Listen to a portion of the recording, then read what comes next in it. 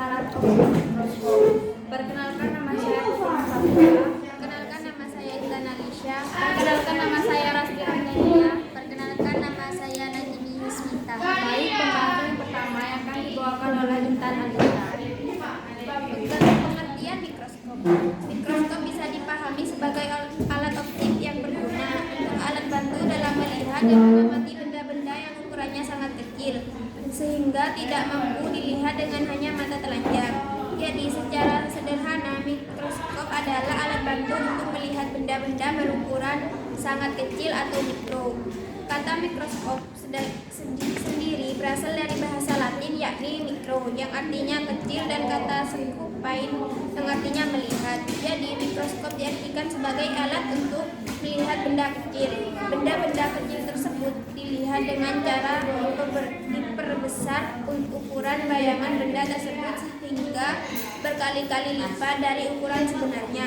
Dengan mikroskop, bayangan benda mampu diperbesar hingga 40 kali, 100 kali, bahkan sampai 1000 kali lipat. Perbesaran yang semakin tinggi ini dapat semakin meningkat lagi seiring dengan teknologi yang juga semakin berkembang. Bahkan saat ini sudah ditemukan pula mikroskop elektron yang cukup canggih. Mikroskop elektron memiliki kemampuan luar biasa dalam memperbesar ukuran benda, yakni dengan skala hingga 1 juta kali ukuran benda yang sesungguhnya. Penemuan mikroskop adalah Anthony van Leeuwenhoek. Baik, pembahasan yang kedua yang akan dibawakan oleh Rasti Ramdhania. Fungsi mikroskop. Telah disebutkan bahwa kehadiran mikroskop ini sangat membantu para peneliti dan ilmuwan sebab fungsi mikroskop yang memang sangat besar. Fungsi mikroskop sendiri utamanya adalah untuk melihat serta mengamati objek-objek yang memiliki ukuran yang sangat kecil yang tidak dapat dilihat hanya dengan menggunakan mata telanjang. Bagian-bagian mikroskop untuk bisa menjalankan perannya dalam memperbesar bayangan benda-benda kecil, mikroskop dibuat dengan berbagai bagian-bagiannya. Bagian-bagian mikroskop ini perlu kita ketahui agar kita bisa mengenal bagaimana mikroskop dapat berfungsi dan digunakan. Baik, pembahasan yang ketiga yang akan dibawakan oleh Najmi Yusmita. Bagian-bagian mikroskop. Pada bagian mikroskop terdiri dari lensa objektif, kondensor, dan cermin. Lensa adalah lensa yang terdapat pada bagian ujung atas tabung mikroskop. Pada lensa adalah pada pengamat objek yang diperbesar. Lensa okuler ini berperan dalam memperbesar kembali bayangan yang dihasilkan lensa objektif. Biasanya, lensa okuler mempunyai pembesaran 6, 10 atau 12 kali. Lensa objektif adalah lensa berangka dengan objek yang digunakan. Pada mikroskop umumnya terdapat 3 lensa objektif, yakni dengan kemampuan perbesaran 10, 40 atau 100. Untuk menggunakan lensa objektif ini, terlebih dahulu pengamat harus meneruskan minyak emersi pada bagian fungsi minyak emersi adalah sebagai memperjelas bayangan. Minyak ini diperlukan karena data lensa dan objek yang diamati sangat dekat, bahkan kadang bersentuhan. Baik, pembahasan yang keempat yang akan dibawakan oleh saya sendiri.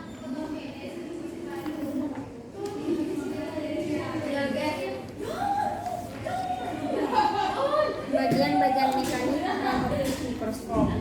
Revolver adalah bagian yang fungsinya untuk mengatur perbesaran lensa objektif yang diinginkan oleh pengamat.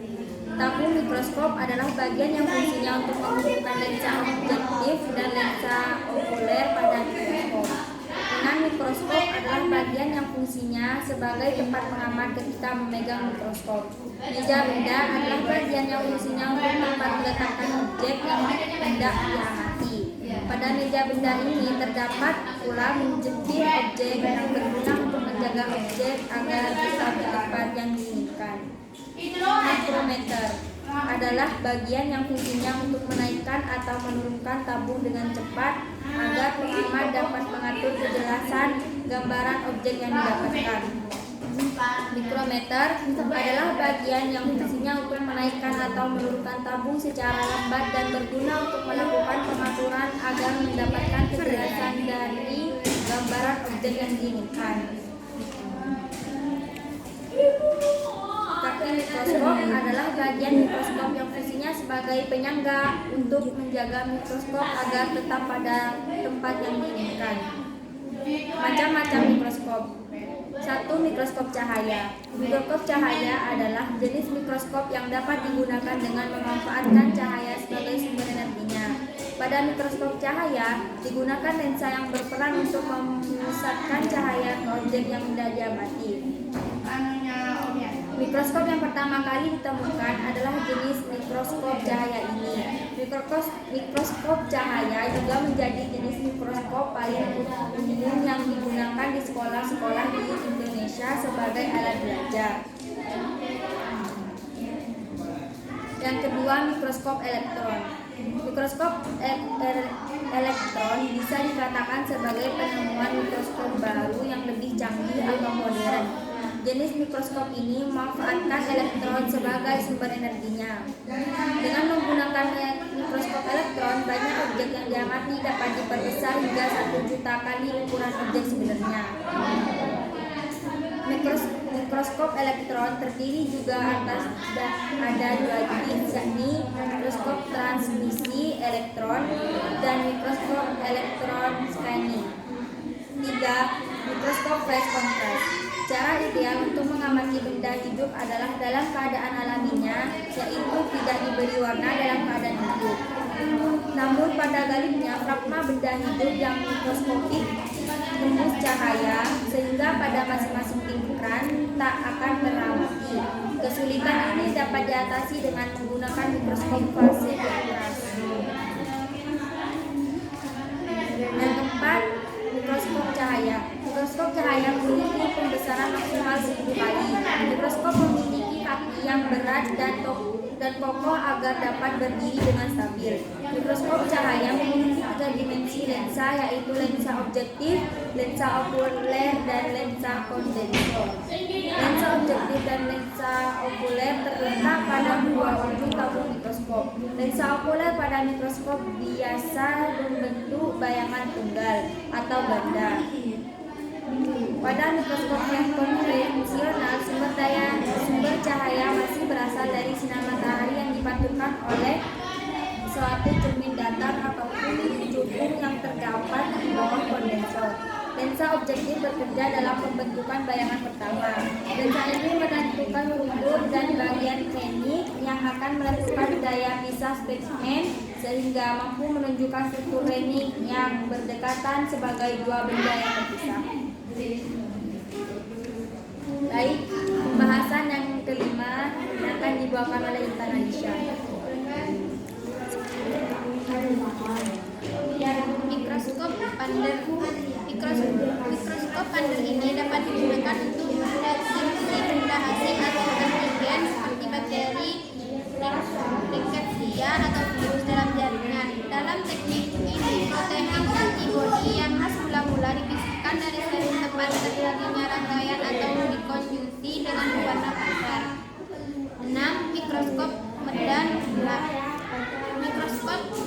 Mikroskop medan gelap digunakan untuk mengamati bakteri hidup, khususnya bakteri yang begitu tipis yang hampir mendekat batas daya mikroskop majemuk. 7. Mikroskop ultraviolet. Suatu variasi dari mikroskop cahaya biasa adalah mikroskop ultraviolet. Karena cahaya ultraviolet memiliki panjang gelombang yang lebih pendek daripada cahaya yang dapat dilihat. Penggunaannya, cahaya ultraviolet untuk pencahayaan dapat meningkatkan daya pisah menjadi 2 kali lipat daripada mikroskop biasa.